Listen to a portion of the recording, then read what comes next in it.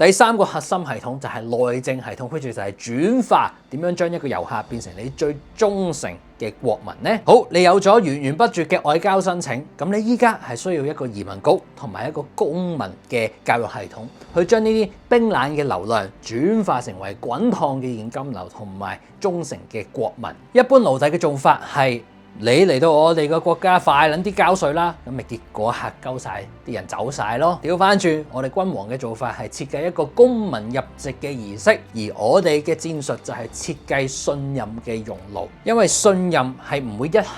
一瞬間發生嘅，你需要設計一個流程去逐步加溫，令到一個遊客真心相信你嘅理念，並且願意成為你國家嘅一份子而去付出。咁所以第一個技巧就係綠卡抽籤嘅設置啦，即係 Magnet 呢個 term 啦，喺你所有嘅內容之中提供一個免費但係極度高價值嘅誘因，例如一個電子書啦，譬如我哋個黑暗君王嘅創世記啦，或者一張 checklist 啊等等，呢個就好似一個綠卡申請表咁樣，目的就係換取佢哋最寶貴嘅資產，跟住就係佢哋嘅 email 地址，呢啲就係你嘅私域國民名冊啦。